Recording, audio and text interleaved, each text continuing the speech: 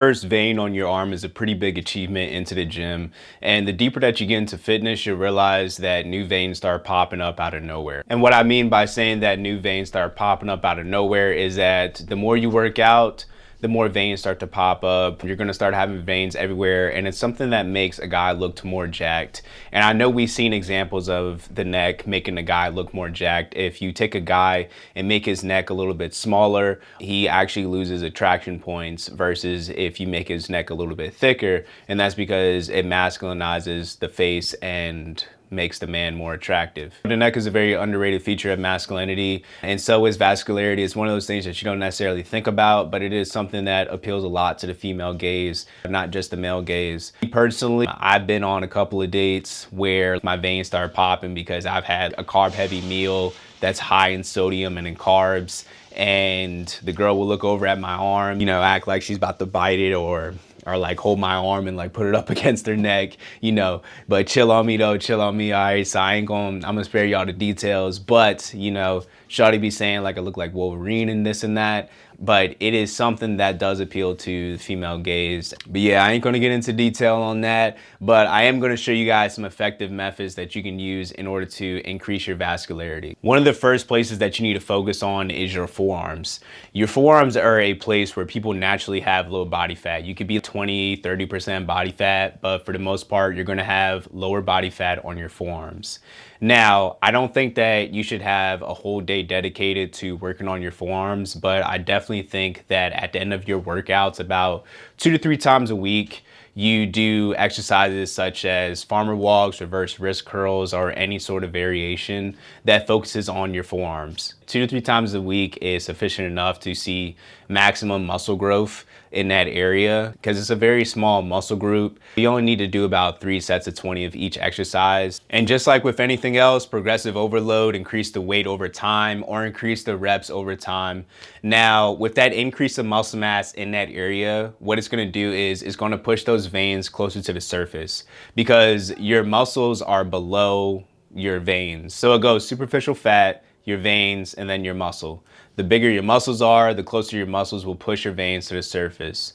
And since people naturally have low body fat percentage in their forearms, you're gonna see that very quickly. If you haven't figured it out yet, you're gonna need a lower body fat percentage in order to get more vascularity. You'll get more vascular the lower your body fat percentage is. I would say around 12% body fat is when guys start to see a few veins, nothing crazy, but you might see maybe 1 or 2 on your forearms. But the lower in body fat percentage that you go, you start seeing in crazy places, your chest, lower abs, your legs. Now that we talked about the most important things, which is building out your forearms and getting that lower body fat percentage, let's talk about something that most people don't talk about, and that's angiogenesis. It is the process of the body making new blood vessels due to that area needing more blood supply. This is a term that's not used enough, and it's a very important term because what this is saying is that the more muscle that you build and the more that you work out, the more veins you'll get. Strength training is very important in order to build more muscle because the more muscle that the body builds, the more blood flow needs to go to that area. In turn, that means the more veins you'll get and the more vascular you'll be. And also the bigger muscles, we talked about this before, but it will push those veins closer to the surface. So let's talk about genetics. A lot of people are gonna be naturally veiny people. You'll see guys with who got just big fucking tubes on their forearms, and they don't have any muscle mass. But that is where the idea of angiogenesis comes in, and where you have to build more muscle in order to build out those veins. Those guys, they'll not have that much muscle mass and be vascular, but the sex appeal isn't going to be there because they don't have that muscle mass. They'll just look more malnourished than anything. It's not just about having vascularity in veins, but it's about having enough muscle mass in combination with those veins in order to make you look more jacked and look more attractive. Even though it will be harder for you, it is still very achievable. You may not be as vascular as that guy who naturally has a lot of vascularity, but that's because that's where he begins. And hard work beats talent if talent doesn't work as hard. If that guy is slacking, he's not going to look as good as you because you've been putting in the work and you've been strength training, you've been doing progressive overload, you've been getting stronger in the gym. And again, that sex appeal is going to be there. I know I touched on all the things that are appealing to people, but another thing is obviously nutrition. One of the biggest things when it comes to your nutrition is drinking enough water. About a gallon a day is enough to flush out the body, and the body will actually retain water if you don't give it enough, because the body is used to you not drinking enough. It's a little thing called homeostasis. If you do something, your body's going to get used to it and pretty much make you feel normal. As soon as you start doing something that's like gonna knock your body off, well, this isn't part of the routine. But what are you doing here? You're drinking more water, you're eating less, your body's gonna start making you feel things. And this is why a lot of people don't change in the first place. So what I'm saying is when you start to increase your water intake, you're gonna notice that you're gonna be peeing a lot. It is completely normal for you to get up in the middle of the night and go pee at least once or twice. That's what a well-hydrated person does. You can go into something called hyponatremia, which is low salt levels. If you're drinking too much water and not enough salt, that's an electrolyte imbalance and you can run into problems there. Really just experiment with your body. A gallon is enough for a lot of people. I would honestly say probably half a gallon is enough for women and a gallon is enough for men. But really just experiment with your body. If you're peeing every 30 minutes throughout the day, you're probably drinking too much and your pee is super clear.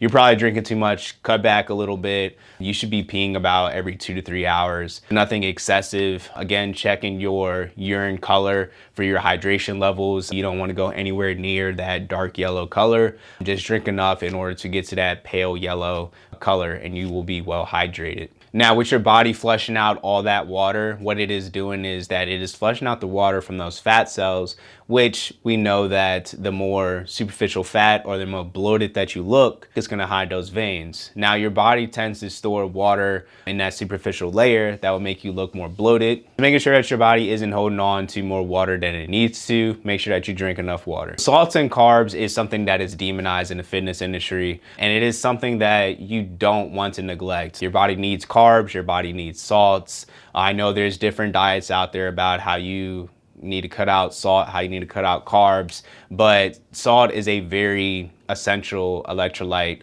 Without it, again, you go into hyponatremia, which is not a good state to be in. Your body will start to exhibit symptoms, you'll start feeling it's a whole slew of symptoms that you don't want to mess with, and it is going to make you feel unhealthy.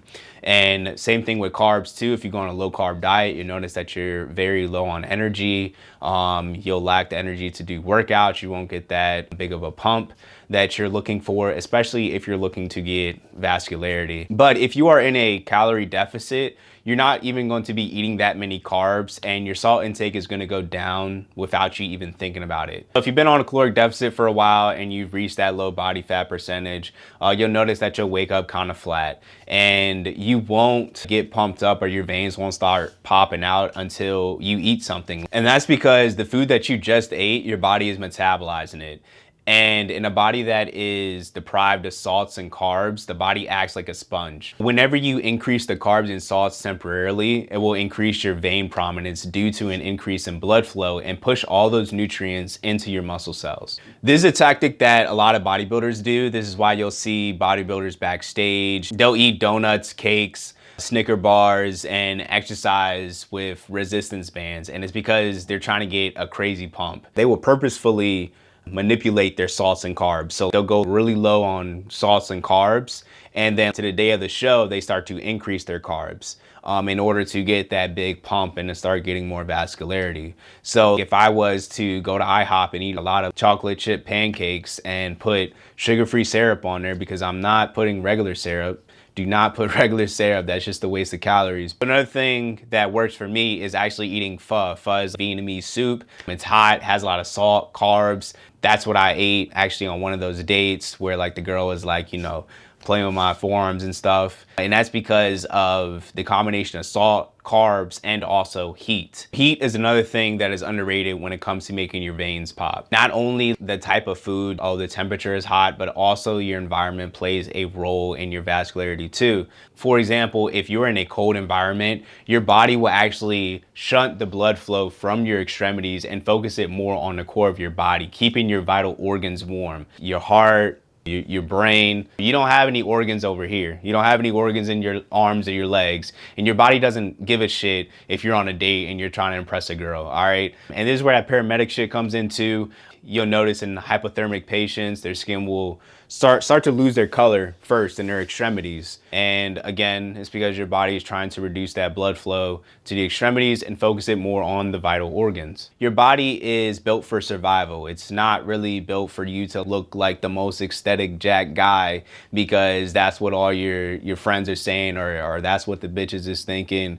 Your body doesn't care, man. Something that I like to do is, even on a date, I make sure to bring a jacket. I'm not just wearing a tank top. I actually purposefully do this. I will show up on the date with a jacket or a hoodie, and after I eat that meal and after like we go walk around, then I take it off. Usually I get a reaction out the girl. Usually, not saying it works all the time, but it works most of the time. They're usually pretty surprised at how vascular my arms can get. But that sums it up, man. Vascularity is really the cherry on top when it comes to glowing up and completing that physique. If you're an overachiever like me, it's worth going for. Focus on your forearms, drink lots of water, get in that sauna, and I'll catch you in the next one.